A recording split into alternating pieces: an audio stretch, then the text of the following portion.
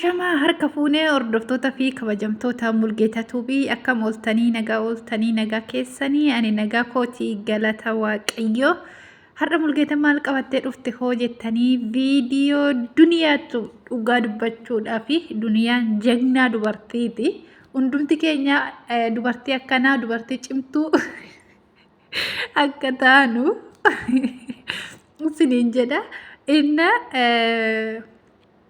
Urjiin akkuma beektan kan duniyaa makaraa godhaa jirti. Hiisistee hidhaadhaa baatee aadachaa fi jirti. Guyyaa tokkoof aadachaa fi oolte jechuudha. Galgala hidhaadhaa baatee ganama san aadachaa fi turte. Akkuma aadatteen duniyaa sin ajjeesaa akka ittiin godhee si nyaata lafee keetii gakeeta dhugaa agati barbaree jetti nadicha sirra kaffalachuun kiyya duniyaa arrabsitee jechuudha. Har'a immoo erga arrabsitee duniyaan sidhaadhaa baatee barbareen harka uffulame jechuudha akka nama ixaatti. Maaliif micciirii jechuudha. Micciir kan jedhanii sun maal micciiriraati kuni. Inna isa wajjin teessee aadattee ganama san ammas harka duniyaatti deebitee jirti. Inna dhugaa rabbi baay'ee nama gaddisiisti. Urjiin tuni hidhamtee namni hidhaa dhiisatu maaliif uluma barbaree saniifu jechuudha. Uluma akka ixaanitti barbaree xurte saniifu jiiluu qabdi jechuudha. Deebisi ulee akkasitti ishii tumte san jiiluu qabdi. Ishiin nama akkamiiti namni waan jiille kun namni akkanaa namni sammuu akkatti jabaatu dhugaa rabbachuudhaaf kun akkuma jettu san digimtuma san hojjetefattee deemti malee dhugaa rabbi baay'ee nama dhiba jechuudha. Inna har'a immoo jechuudha duniyaa harkatti deebitee jirti jechuudha. Inni arrabsiti duniyaa harkatti deebiti inni arrabsiti duniyaa harkatti deebiti inni waatti jechuudha.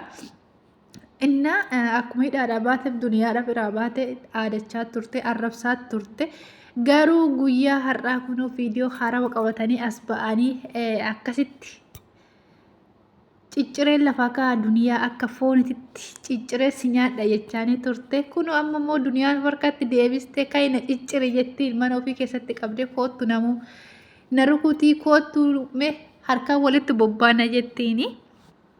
Hidhaa irraa hiittetillee kunoo wallaasoo wal qabaa jira mana keessatti jechuudha dhugaa dubbachuudhaaf mana duniyaa keessatti dhugaa baay'ee waan nama gaddisiisudha kuni dhugaa rabbi jechuudha. Duniyaa jechuun jabduu dubartiitti dhugaa dhiira caaltudha jechuudha. Maaliif ishiin itti aadattee guyyaa tokko keessatti harka ofiitti deebiste jechuudha. Hidhaadhaa baatee guyyaa tokko bichaa mana ofii oolte. Manuma duniyaatti deebitee amma sidhuma sanatti deebite jechuudha. Urjiin dhugaa rabbi baay'ee waan nama gaddisiistudha mucayyoon tuni. Baay'ee waan fokkisaadha wanta akkanaa kuni. Taa'aan irraa ani daa'ima kiyyaan guddifachuu barbaada. Sinin barbaadu jecha kadhachaa turte duniyaan jechuudha. Didanii micciirii wajjiniin arrabsaa turanii garuu ammas ijoollee lama duniyaa fi mucaa biratti deebisanii jiranii. Duniyaan biratti deebistee jirti jechuudha. Urjiis mucaas jechuudha. Micciirii san bichaadha. Dhugaa baay'ee tokko ulfaata jechuudha. Wanni yamanii keessa deemaa jiru. Maaliif baay'ee waan nama jibbisiisu waan baay'ee fokkataadha kuni. Dhugaa dubbachuudhaaf jechuudha. Duniyaan amma mana ofiitti galchitee kun irra deemaa jirti maciraarra jechuudha. Irratti ol baatee jechuudha garaarra gatteessee tumti dhugaa rabbi baay'ee jechuudha mucayyoontu waan hin jiille jechuudha abadan hin jiiltu waan matakkaayi waan fokkattu waan bakka nama jibbisiisu hojiin ishiidhaa waan bakka jireenya namaa diiguudhaaf deemtu malee ishiin waan biraatiif himoti jechuudha. Duniyaa nama qallaalisee ta'e ishiin duniyaa harkaa. Uummata akkanaan gootu jettee itti aadachaa turte mucaa micciirisa wajjiniin garuu duniyaan immoo nama akka ishiisanii mootii guyyaa tokkoon deebitee harka ishiitti deebite jechuudha. Mana hidhaa galchitee mana hidhaafis baasee jira micciirri sun baatus garuu zoortetumaa duniyaa harkatti deebitee jirti jechuudha. Dhugaa rabbi baay'ee namni micciirri sun jechuudha. Akkuma asirratti wal ilaalaa turre kan birri naa kaffalaadha birri malee siniin baasu jechaa ture abdii garuu abdiis akka haala beekan hin dandeettu ofiitiin baasanii jiran isaan mana isaatii garuu dhugaa rabbii dubbachuudhaaf namni afaan tokko dubbatu namni gocha tokko namni waan afaan tokko waliin dubbatu akkamitti gocha akkanaa warratti raawwata. Mucayyoon hurjii jedhamtu sunuma muluma abaafattee jechuudha. Muluma jechuudha. Odoo akka hojii duniyaati jechuudha. Namatti deebi'ee ol jedhee duniyaa laaluu mooti. Garuu ishiin nama hin jille jechuudha. Duniyaan barbareetti dhuftee qaxaadhaaf hin qaxaqqanne guyyaa meeqa harka ishii duubatti hiite torbee tokko ol natti fakkaate wanni mana ishii teechiste. Inna dhugaa rabbii waan baay'ee nama gaddisiisudha jechuudha. Waan baay'ee ulfaatudha. Dhugaa akka waan akkanaa kan irratti raawwachuun illee waan nama jibbisiisa dhugaa dubbachuudhaaf jechuudha.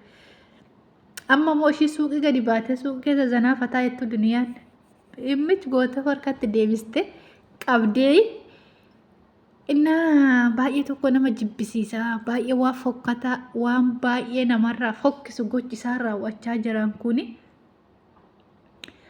Inna ajaa'iba guyyumarraa qabamtilleedha. Baay'ee tokko namatti jibbisiisa dhugaa rabbi. Amma moo akkatti ishii wattu nadhiidhiin jettiin jechuudha.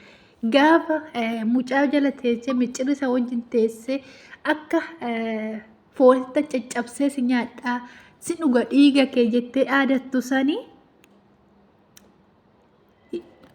kanatu narra dhufa jetteetii mooti jechuudha. Urjiini ammoo harka duniyaatti deemna watu waan ishii waataa mooti. Dhugaa geessadha xiggisee akkasitti teessee ishii arrabsitu sanii waan baay'ee nama jibbisiisu waan baay'ee fokkataadha. Dhugaa namni afaan tokko dubbatu lammiin tokko gocha akkana akkatti warratti raawwatu ani hin beeku dhugaa rabbi jechuudha. Waan fokkataadha kuni waan takkallee waan namarraa hin eeggamne. Namni akkamitti lama arge takka arge sadaffaa itti deebi'ee waan san balleecha. Ajaa'ibaa bara dhugaa rabbi jechuudha. Baay'ee ulfaata. Baay'ee tokko jechuudha. Waan baay'ee nama jibbisiisudha. Waaqa namni akkamitti waan akkanaa kana narraa taa'aa